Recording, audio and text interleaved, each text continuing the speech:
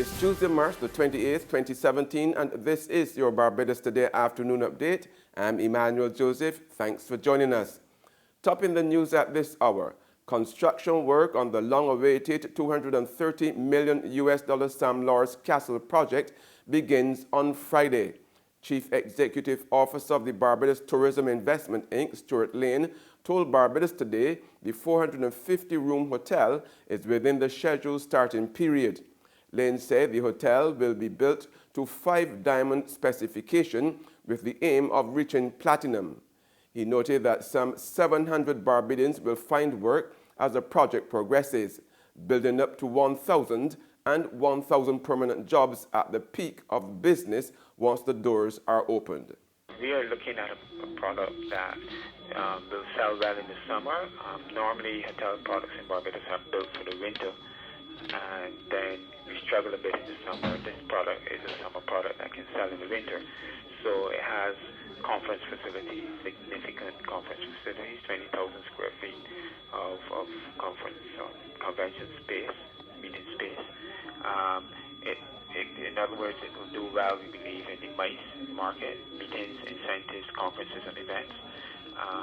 It has a capability to facilitate 1,500 persons seated, formal dinner. It has facilities for children, so that will make the families market. We also have catered to weddings, the honeymoons, so that's another segment, again, that we have intentionally targeted.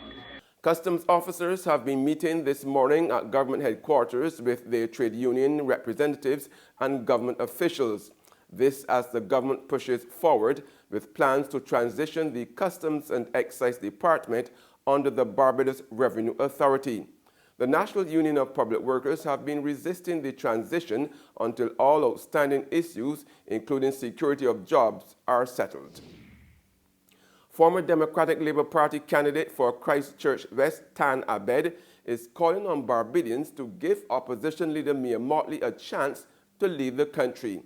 Abed, who later ran as an independent candidate in the 2013 general elections, identified Jamaica, Australia, Germany, and Great Britain as countries that all had or have female prime ministers.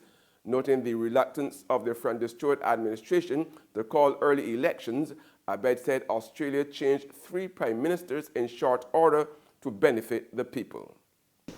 So wake up, you have a great leader on the other side. Give opportunity for women by Mottley, great lady. Why don't give a chance? Because the majority people in Barbados is a woman. In Australia, a woman leading. In Jamaica, a woman leading. In Germany, a woman leading. In France, soon will be a woman also the president of France. Why in Barbados not? She have a vision. In sports now, India has wrapped up a 2-1 series victory over Australia by winning the 4th and deciding test in Dar es Salaam. The hosts needed 106 in the second innings to win and reach their target for the loss of 2 wickets. This win means India has become the 3rd team in history to win its last test series against each of the other test nations. Australia did it twice and South Africa once. In more sports news now, Gujarat Lions will be without their ace all-rounder Dwayne Bravo at the start of IPL 2017. According to the franchise owner Keshav Bansal, the West Indian is expected to miss the initial couple of matches owing to a hamstring injury. Gujarat Lions begin their IPL 2017 campaign against Kolkata Knight Riders in Rajkot on April the 7th.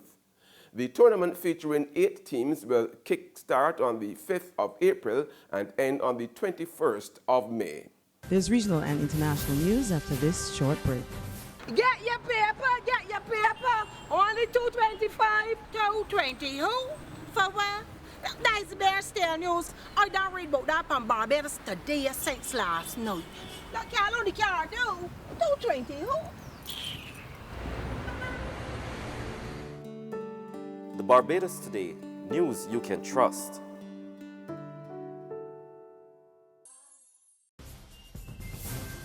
Welcome back with news from the region now. Former Trinidad and Tobago Attorney General Ramesh Lawrence Maharaj, who is working with the government on capital punishment policy, has handed in a manual for the death penalty.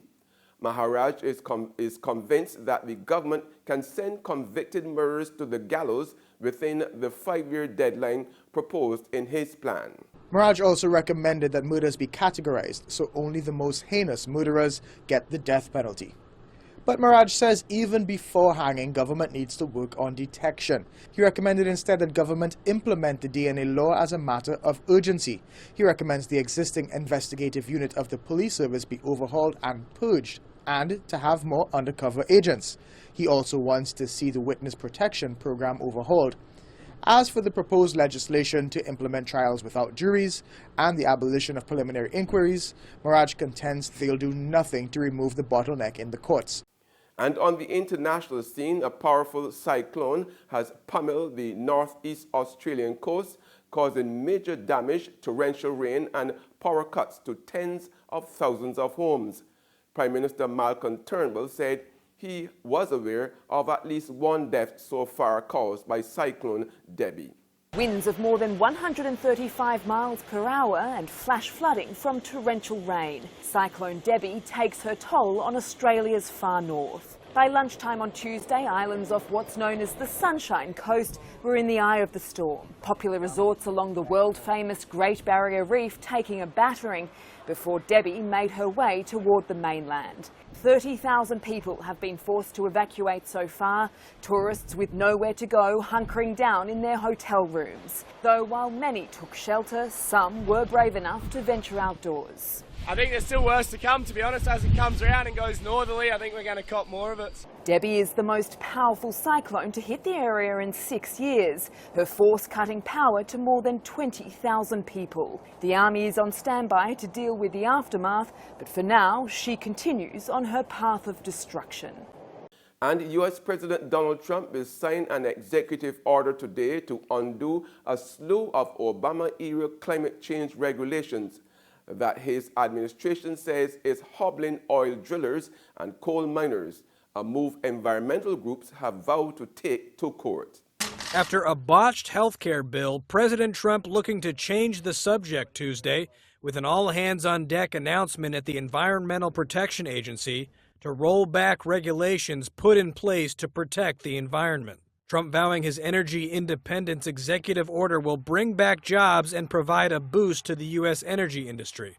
Reuters energy policy correspondent Valerie Volkovici explains. Trump's executive order basically targets three main areas. The first one is unraveling the Clean Power Plan, which was the centerpiece of the Obama administration's climate change strategy that required almost every state to shift towards cleaner sources of energy.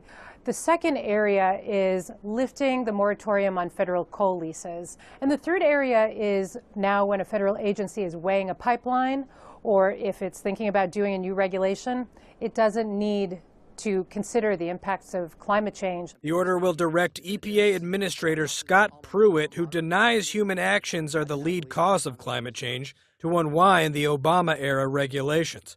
But much like another one of Trump's executive orders, state attorneys general and environmentalists are expected to fight the order in court. And that's news and sports, but for the very latest, visit our website at www.barbadostoday.bb. Also subscribe to our e-paper, email updates, and like us on Facebook. We are also on Izumi Media in bus terminals, or screenplay at supermarkets and gas stations near you, as well as Channel 99 on Flow TV and Mix 96.9 FM. I'm Emmanuel Joseph. Have a fantastic day.